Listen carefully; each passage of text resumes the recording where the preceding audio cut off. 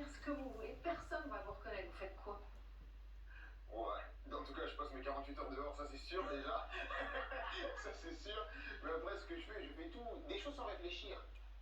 C'est ça en fait, j'ai perdu Sans la avoir de garde spontanéité. du corps, Non, sans j'ai avoir... perdu, je pense que dans ma vie, si je devais dire quelque chose, j'ai perdu la spontanéité. La spontanéité de l'être humain. Moi, je veux sortir aller faire ça, je le fais. Ouais. Non, tout est question d'organisation. Tout s'organise. Un déplacement à moi, ça s'organise. C'est pesant? Maintenant, non, ça, c'est le quotidien. Et Mais ça l'était. Mais vous n'avez pas répondu à ma question. À part être dehors pendant 48 heures, qu'est-ce que vous faites? Tout faire, tout faire. Aller manger tranquille à une brasserie, aller sortir, aller avec des amis. Vraiment, faire la fête incognito, tranquille, personne vient vous voir. Le lendemain matin, un bon brunch au soleil sur une terrasse. Voilà, admirer les choses. C'est plein de choses. C'est des choses simples de la vie, quoi. C'est super. Et c'est ce qui vous manque le plus?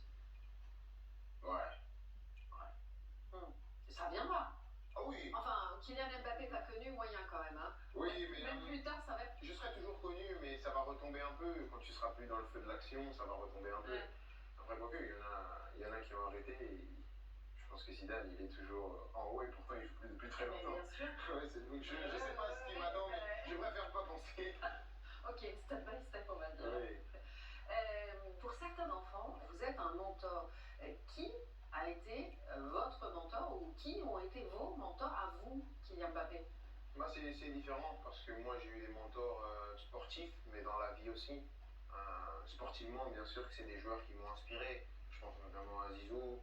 On n'y touche pas à Zidane. Hein. Non, on n'y touche pas. Mais je pense aussi à... Faut le redire, on n'y touche pas. Tout le monde sait qu'on touche pas à Zidane. C'est la France, mais... Enfin, vous l'avez dit un peu fermement à un moment. Vous allez le dire. Je pense que c'était nécessaire à ce moment-là. Mais je pense aussi à Cristiano Ronaldo, mais c'est plus d'un domaine sportif. Après, dans la vie, c'est vraiment plus tous les gens qui m'ont entouré, qui m'ont mis sur le bon chemin, qui ont à un moment donné m'ont tendu la perche. Et ça, c'est des personnes inspirantes parce qu'ils sont venus m'aider alors que voilà, je leur devais rien et ils sont venus m'apporter leur connaissance, leur expérience et rien que pour ça, je suis reconnaissant et c'est une marque de respect. Voilà, c'est très important de... C'est émouvant de voir vos grands-parents là, dans le reportage, non? Ouais, c'est très proche de mes grands-parents. Quand on vous voit embrasser votre grand-mère, alors on se dit, il y a un truc. Ma grand-mère, je la vois souvent, on parle tout le temps, elle m'écrit beaucoup. C'est vrai, oui. Des textos? Oui, beaucoup de textos. Toutes ses peurs, elle les met en texto, elle n'utilise pas bien le téléphone, mais on parle beaucoup. Mais de la voir là-bas, c'était quelque chose de sensationnel, parce que je sais ce que représente le Cameroun pour elle, pour mon grand-père aussi, et qu'il soit là quand je reviens à l'âge adulte. C'était un moment important et je savais pas qu'ils allaient être là parce que voilà, ma grand-mère elle avait des problèmes de santé, je savais pas si elle allait pouvoir être là. Et oui, donc elle était là et ça c'était magnifique. On a fait des beaux repas et c'est des moments qui sont rares donc il faut savoir les apprécier à chaque fois. C'est précieux. Ouais, surtout dans une vie comme la mienne, c'est très précieux. On a vu un rapport très très fort, mais on n'est pas les seuls, envoyé spécial à en parler avec votre maman. C'est incroyable le duo que vous formez. Ouais, c'est fusionnel. Mais j'ai une relation très spéciale avec ma mère, avec mes deux parents, mais c'est une relation complètement différente. Et pourtant, les deux relations sont très fortes, mais c'est pas du tout la même chose. Avec ma mère, c'est très fusionnel, on parle de tout. On est comme chien et chat, on se parle de tout. Ouais, parce que vous vous chambrez aussi. Ouais, beaucoup. Mais ça, c'est toute ma famille. C'est vrai? Oui, ça, c'est toute ma famille. Tout le monde se chambre? Avec mon père, c'est encore pire. C'est vrai? Oui, avec mon père, c'est encore pire. Mais avec ma mère, on a vraiment cette relation où on est vraiment sans filtre. Je lui dis tout, elle sait tout. On a cette relation qu'on a bâtie depuis toutes ces années. Elle est venue avec moi quand j'étais à Monaco en professionnel, on a vécu ensemble et je pense que ça a rajouté un lien supplémentaire parce qu'on a vécu ensemble tous les jours et ça a fait quelque chose qui fait que cette relation elle est spéciale. Mais avec mon père aussi, j'ai une relation très spéciale mais complètement différente. Avec mon père, on a partagé cette passion du foot depuis petit. C'est lui qui m'a transmis cette passion du foot. Carrément. Si je gagne un trophée important, un trophée individuel ou collectif, j'appellerai plus mon père en premier. Parce que je sais l'impact que ça a sur mon père. Mais sur quelque chose dans ma vie, c'est plus ma mère que j'appellerai. Donc c'est deux relations complètement différentes, mais qui se complètent. Très fort. Votre maman, elle dit aussi très clairement que la Fondation, elle vous aide à garder les pieds sur terre, que c'est important aussi justement de ne pas évoluer uniquement dans le monde du foot, dans des avions à l'autre bout du monde. Petite question, votre stage de troisième, vous l'avez fait où?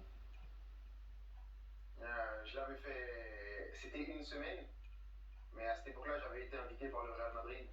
Et donc, j'avais fait mon stage de troisième sur 3 jours. Ouais. Ma mère, elle m'avait emmené dans ses salles de classe à faire le ménage. Ah, Oui, parce que j'avais passé 4 jours au Real de Madrid où vraiment. la tête brillait. Oui, j'avais vu toutes les stars, ouais. tous les équipements, tout Et ça. derrière les 3 Et jours de derrière les ménage, 3 jours de ménage, c'était passé de là à là. mais c'est pas mal, non? Maintenant, je vous dis, c'est pas mal, mais à l'époque, je captais pas. Moi, je me suis dit, mais qu'est-ce qu'elle est partie me foutre ici? J'étais tranquillement là-bas, elle m'a ramené ici. Parce que quand tu es jeune, tu captes pas. Mais maintenant, avec le recul, maintenant que Elle avait raison. je suis à cet âge-là, j'aurais fait la même chose. Elle avait raison. Oui, parce que j'avais touché les étoiles, il fallait que je revienne bien sur Terre. Parfois, vous vous engagez loin des caméras, ça a été le cas avec Pelé. Racontez-nous un peu, parce que ça a été un moment assez fort, en fait. Oui, on s'est rencontrés grâce à un sponsor de base et il avait des gros problèmes de santé. Et je suis allé le voir à l'hôpital parce qu'il a été admis à l'hôpital en France. À Paris. À Paris et je voulais pas que ça se sache parce que c'était du domaine privé, c'était juste un enfant qui allait voir un mentor, prendre soin d'un mentor, voir comment il allait. J'avais pas l'intention de divulguer ce genre de choses et aujourd'hui, paix à son âme, il nous manque beaucoup, mais l'héritage qu'il a laissé, il sera éternel. Et je peux dire, et je pourrais dire à mes enfants, à mes petits-enfants que une fois dans ma vie, j'ai eu la chance d'être à côté d'un monsieur comme lui, donc ça a été un moment très spécial et un grand moment dans ma vie à coup sûr. C'est la première fois que vous entendez dire quand j'aurai des enfants, des petits-enfants. Parce que ça fait partie. On n'est pas très proche en Ça fait même temps. partie de l'objectif d'un homme. Mais bien sûr. C'est comme ça, mais ça veut dire que c'est des moments comme ça, c'est pour vous montrer à quel point ce moment il était spécial pour moi aussi. Ouais.